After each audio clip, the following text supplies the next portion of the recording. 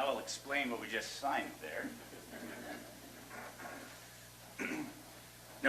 Great. Well, thank you everyone for coming here today. It's truly an honor to address you here in Government House here in Alberta, and I'd like to thank my colleagues from Saskatchewan and Manitoba.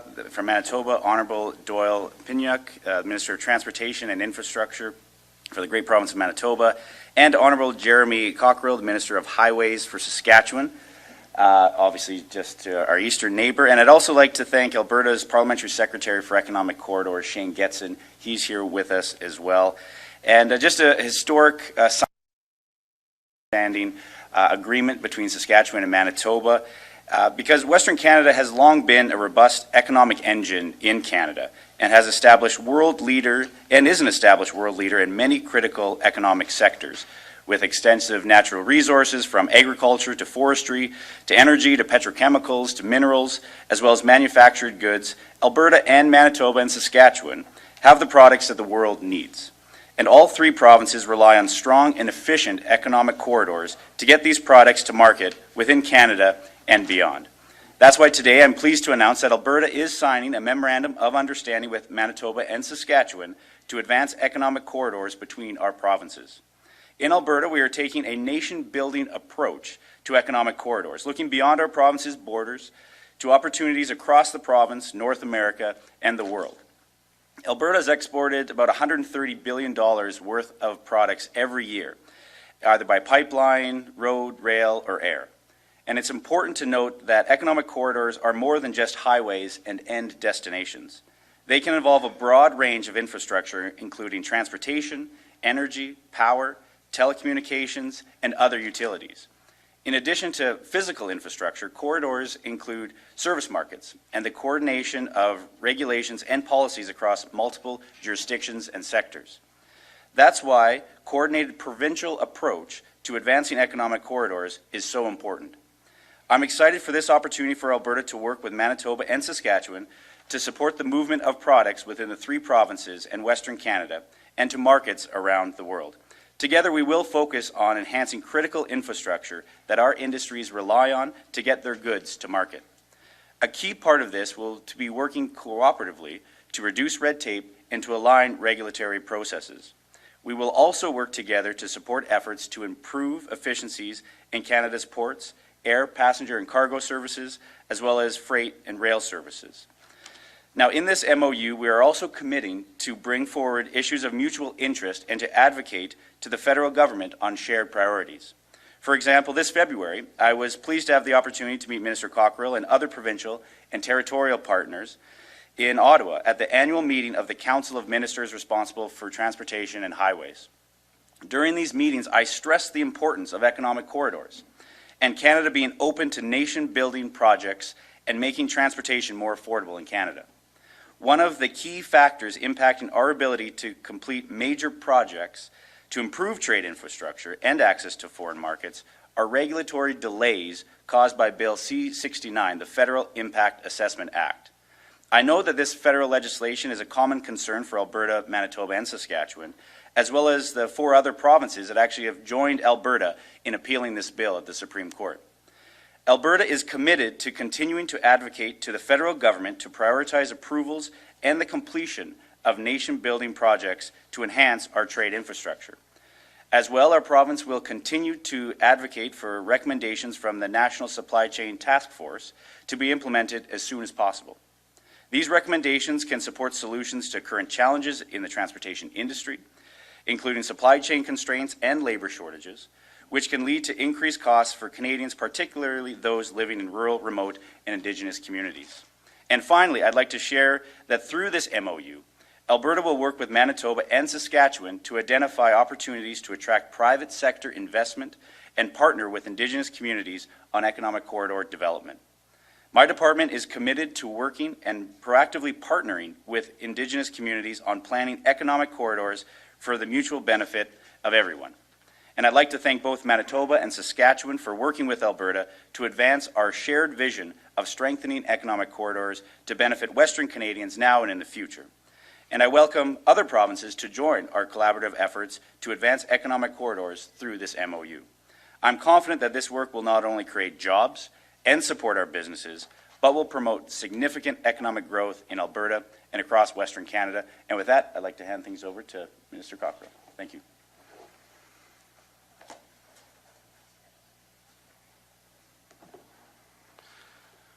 Good morning, everyone. It's a pleasure to be here today as the Minister of Highways for the great province of Saskatchewan. Saskatchewan's economy is built on supplying our food, fuel, and fertilizer to partners around the globe. We share our province's bounty with the world, and we do it from a landlocked province in the middle of the Canadian prairies. A safe, reliable, sustainable transportation system isn't just a nice to have in our province, it's essential to our way of life. It's how we compete in a global marketplace. And it's critical to ensuring we continue to have a high quality of life for Saskatchewan people.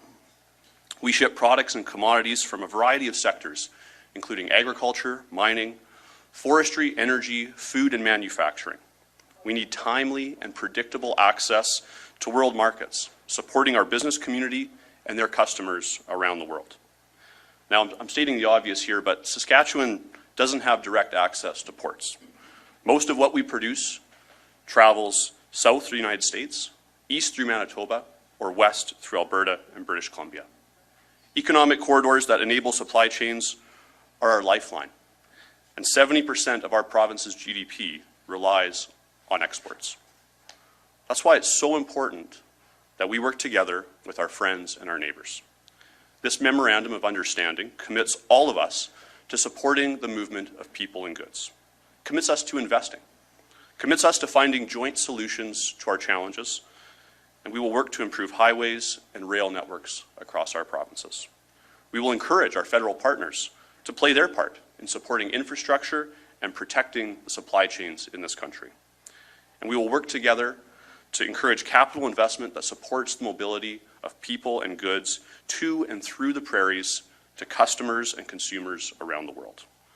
And we will work to harmonize and reduce regulatory burdens to our shippers.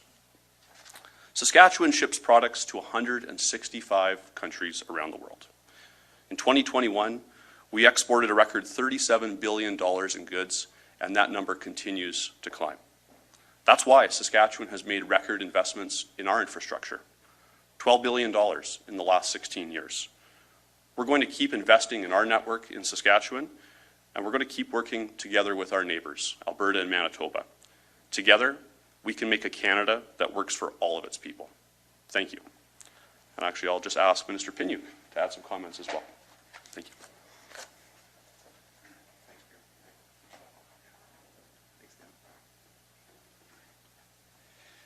Well, I'm so honored to be here. I think this is historical to the three provinces coming together to sign the MOU to look at transportation corridors. And I have to say, I have to go back to our own province's history. You know, we were known as the Keystone Province of Manitoba because we were the gateway for a lot of the stuff that happened in Western Canada.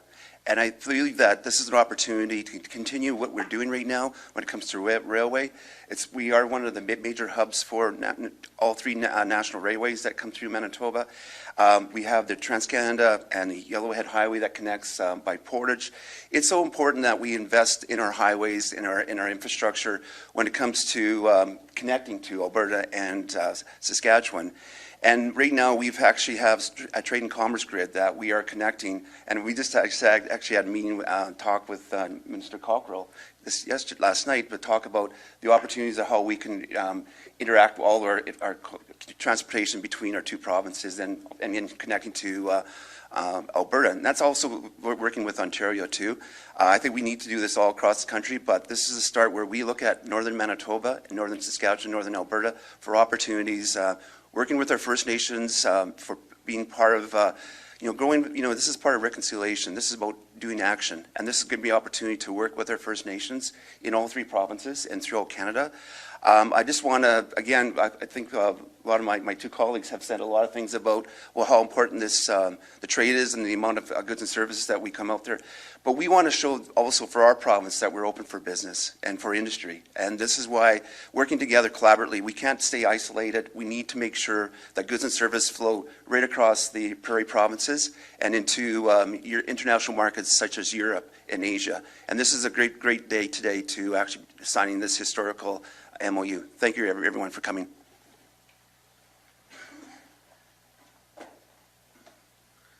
Okay, and with that, we will now move to questions from the media. So we will begin with questions here on the floor.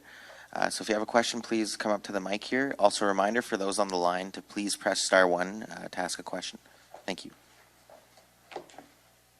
Hi. I'm not sure if this is on. Can you hear me? Yeah, it's Janet French from the CBC. My first question is actually for Manitoba Piwniuk. Am I saying your name right? Okay. Can you come to the mic? Thanks.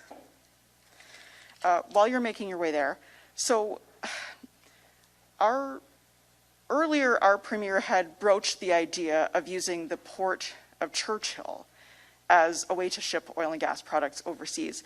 Your Premier had at the time said that this is something she would not entertain.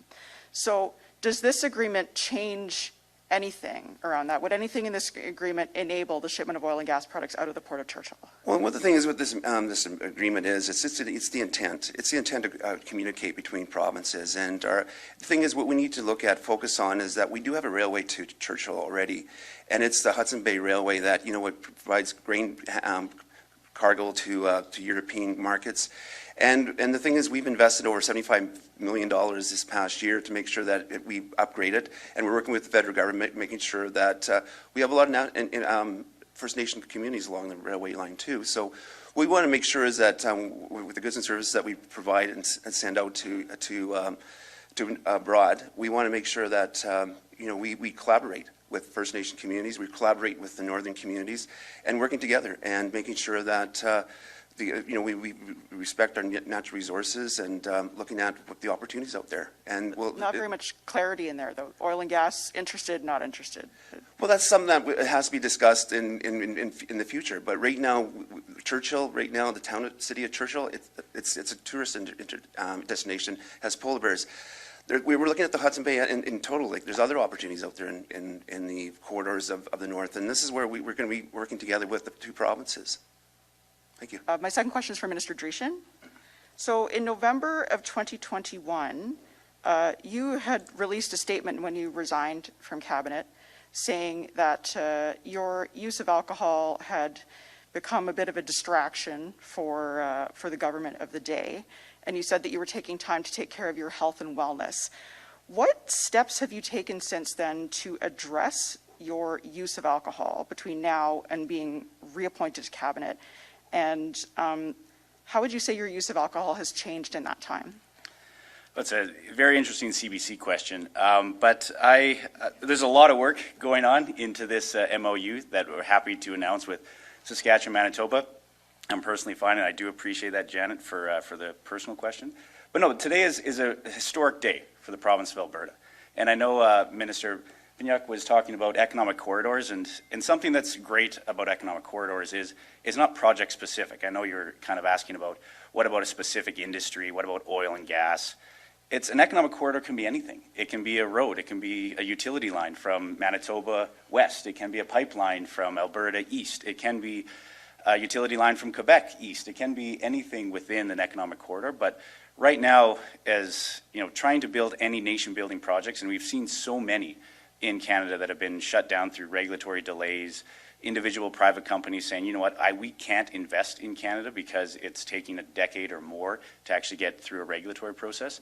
That's just not good enough. And I think we as Canadians need to stand up, and provinces need to stand up to say, you know what, we can work with our First Nations, we can work with our provinces, and we'd love to work with the federal government that would actually say the world needs our products, so let's make sure we can have a regulatory process. We are actually open for business, and we can, at the end of the day, provide great jobs for for all Canadians to be able to support their communities and to have a better quality of life. So that's what this MOU is about, is changing that narrative of Canada is closed for business to Canada is open for business, and we actually have levels of government working together to make sure that we can actually advance nation-building projects. But So are we thank to you, infer? thank you for that personal question. Are we to infer that you have not changed your use of alcohol in that time frame?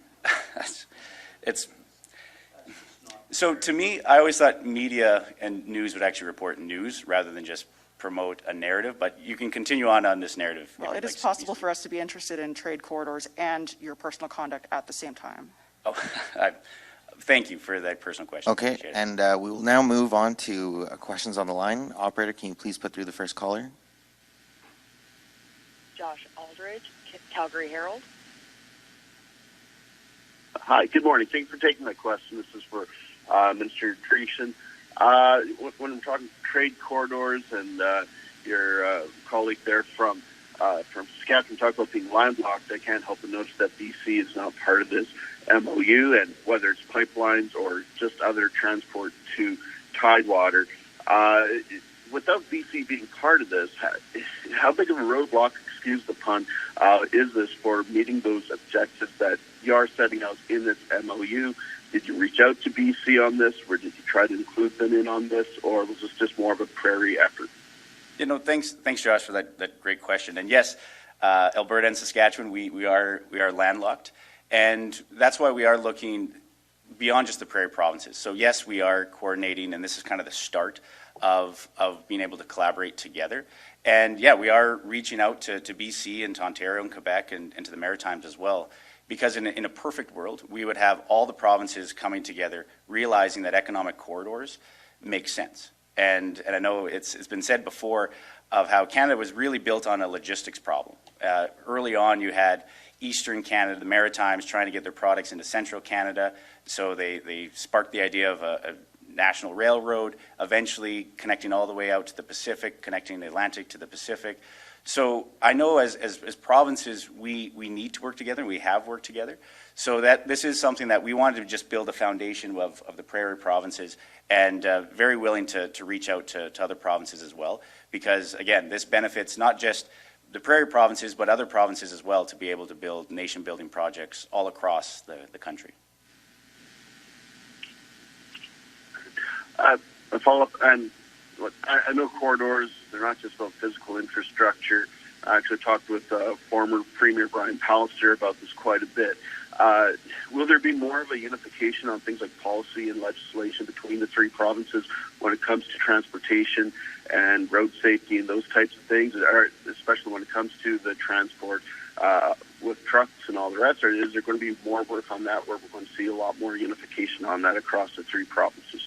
Yeah, and I can let my colleagues take a shot at that too. But from Alberta's standpoint, yes. Obviously, there's a lot of truck traffic that crosses our provinces. I know even when it comes to MELT, to mandatory entry-level training, any truck from Quebec east doesn't have that, but yet we have it out west.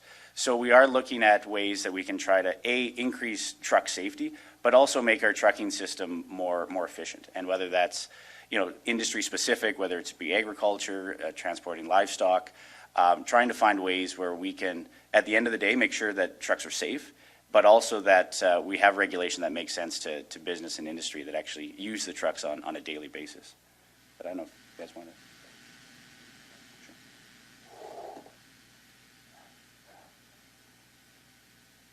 Just to add on to that question, I know from the Saskatchewan perspective, I mean, certainly, as I said, when we look at our network, the highest priority is safety, both for the people moving on that network and then the goods traveling on that network as well.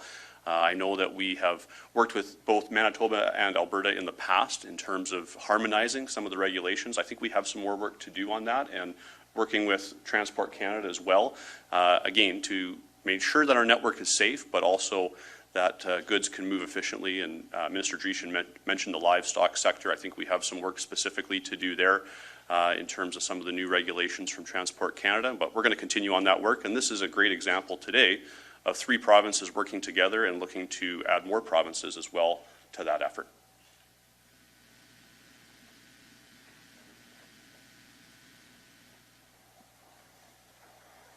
Yeah, Yeah, when it comes to policy and regulations, we are also working hand in hand with Saskatchewan and Alberta.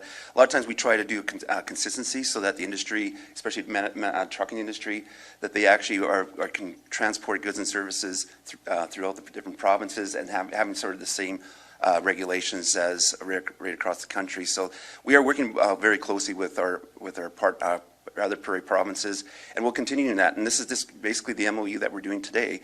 Basically says that, hey, we're going to keep the communication going, and even more so. And this is why it's so important to, again, move these goods and services across North America, and that's why our commitment is here today. Yeah. Okay, operator, please put through the next caller. Chris Marco, Calgary Herald. Hi, this is a question for all three ministers. There was some discussion at the beginning of the news conference about the speed of which major projects are approved in this country. During the federal budget 2 weeks ago, the Liberal government announced that it's going to unveil a plan to speed up the federal permitting process for major infrastructure projects before the end of the year. I guess I'm curious from each of the provinces, what are you hoping to see? What do you want to see from the federal government as it pertains to that issue? A great question, and we always view the Federal Impact Assessment Act, Bill C-69, as probably one of the biggest hurdles from an Alberta standpoint to try to get projects approved. So, I mean, it's good language to hear from the federal government that they're interested in trying to speed up approvals, because I think they are cognizant of the fact that many projects, billions of dollars worth of investment, thousands of jobs in Canada have been evaporated due to a regulatory process that just takes way too long to get a yes or a no. And so it's encouraging language to hear. I guess we'll see the devil's always in the details. So we'll see what exactly that entails. But we from our standpoint, would be a full repeal of Bill C-69 would go a long way, to speed up approvals, but also to improve investor confidence. So global capital around the world that's looking for a place to invest sees Canada as a place that it could invest and could create jobs. So that's our biggest hurdle that we see right now, but we'll see more details as they come. But yeah, I'm going, Jeremy. Thank you. I think Minister Dreeshen kind of was going at this a little bit. I mean, actions at the end of the day speak louder than words. And so, you know, what gets said in the federal budget, that was some encouraging language there, but certainly what we'd like to see is we'd like to see the federal government repeal C-69, and we'd like to see the federal government roll up their sleeves and get to work in terms of proactively engaging with both industry and provinces to try and get some of these nation-building projects that we're talking about built. That's what is going to, at the end of the day, it's going to create better jobs for Canadian people, whatever province they live in. And I think that's good for our three provinces, absolutely, but it's good for the country in general.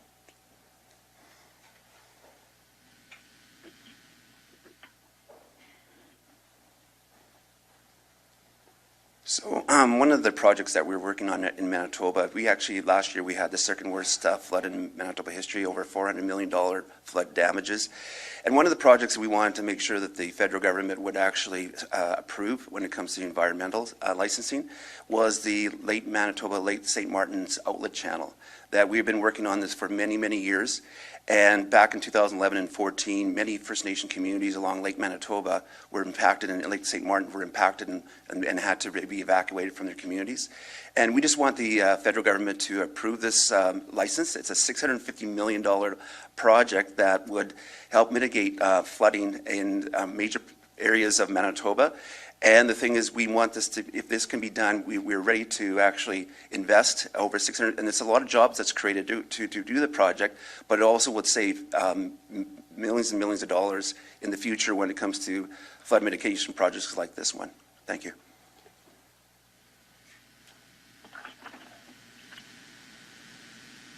Okay, operator, please put through the next caller. Catherine Grgowski, Alberta Today. Hi, thanks for taking my question. I'm wondering what, if any, discussion you've had about hydrogen shipping within these economic corridors. Again, that's we should have listed that as one of the examples of what could go in an economic corridor. But the answer is yes. That is something that we're working with industry to say, you know, what does it mean for, you know, for safety standards, and it's a different type, obviously, of pipeline. that would be necessary. But essentially, the economic corridor is just that right-of-way, that area of land across provinces, across countries, where you could have any industry be able to build and to advance their projects within that right-of-way. So the government, at the end of the day, any level of government won't be building these projects. We'll be working with industry, but we're literally leveling the playing field for industry to be able to build any type of projects, and hydrogen would definitely be one of them. But again, it would be demand driven. Okay. And on the telecommunications front, I'm wondering, so Saskatchewan has SaskTel, like it's a Crown corporation, whereas Alberta and Manitoba have private telecoms companies. So how does that work? How do you talk to each other when there's both a mix of private and public utilities in telecommunication? I'll let Jeremy take the first crack. Thank you. That's a good question. I mean, in Saskatchewan, we're very fortunate to have a number of very strong Crown corporations that, at the end of the day, ensure that we have a strong level of service to residents around our province. In our Crown sector, but specifically SaskTel, we've invested billions of dollars in expanding broadband access all over the province. We're continuing that investment. And I would say, as not speaking for SaskTel here today, but speaking as the government of Saskatchewan, we'll certainly make it a priority to ensure that SaskTel is working with telecommunication partners on either side of us and elsewhere in the country to work together to build some of these telecommunication corridors.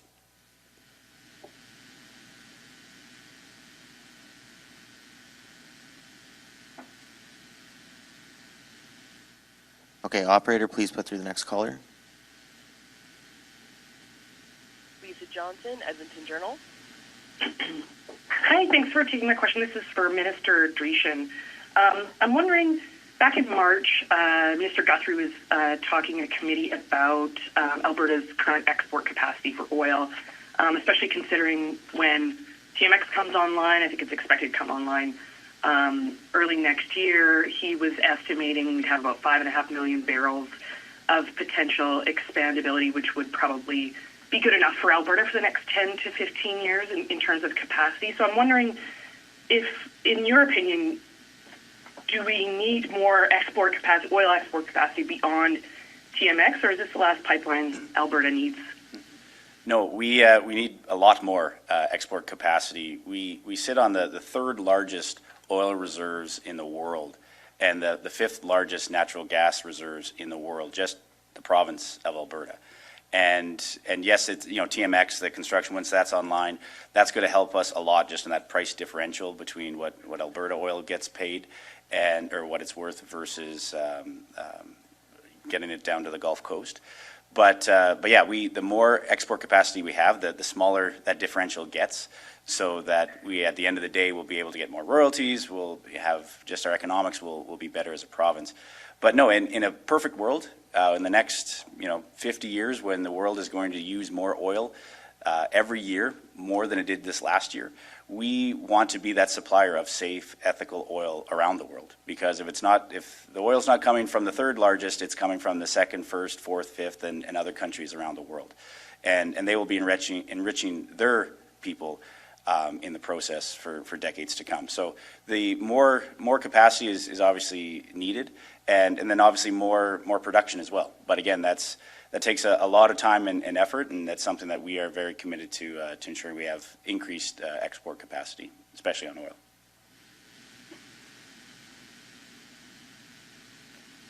Okay, operator. Thanks. Can I ask a follow-up? Yep, sure. Go ahead. Thanks. Just in relation to that, I know Premier Smith has thrown out about a half a dozen different project ideas in her various public appearances about different pipelines and economic corridors that she wants to see advanced. Everything from the pipe or oil shipment from Fort McMurray to Churchill that was discussed earlier to I think some sort of an economic corridor to Tuktoyaktuk she's mentioned. So I'm wondering, Minister Dreeshen, where are you seeing export challenges, and what economic corridors specifically, if you could give some specific examples, are your priorities right now? So Parliamentary Secretary Shane Getson for years put together a task force and has been looking at economic corridors within Alberta and stretching out throughout North America. And I think as Premier Smith, alluded to, whether it's going north or east, pretty much if you look at a compass, it's any direction. Getting to Tidewater is important for us. And so I think again, these are all private industries and private proposals. And we as a government just want to make sure that we have that playing field level so that these companies can come in and build these projects. So like I said earlier, whether it's a pipeline project or a new rail line, utility line, telecommunication line, we just want to make sure that industry views Alberta and views Canada as a place where they can actually build a business and actually develop whatever the product is. So I think that, as you mentioned, those are examples of industry that has actually come to the government to say, hey, we would like to do project X, Y, or Z.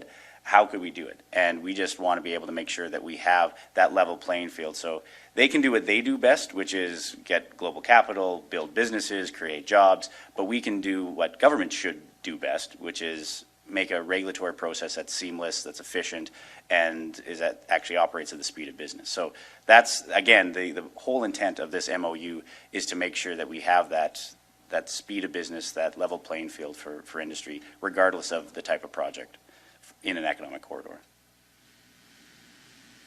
Okay, operator, please put through the next caller. Chris Barco, Calgary Herald. Hi, there's already an agreement in place between the Western provinces, the new agreement, and I'm curious how this MOU is different from that. Yeah, for this MOU committing each of the provinces to do it. Yeah, for the TILMA agreement previously in this kind of takes it kind of to the next level. And again, as we mentioned, having other provinces included as well, so we could ideally get a national view of all provinces coming together, seeing the importance of internal trade, but also of external exports and trade around the world.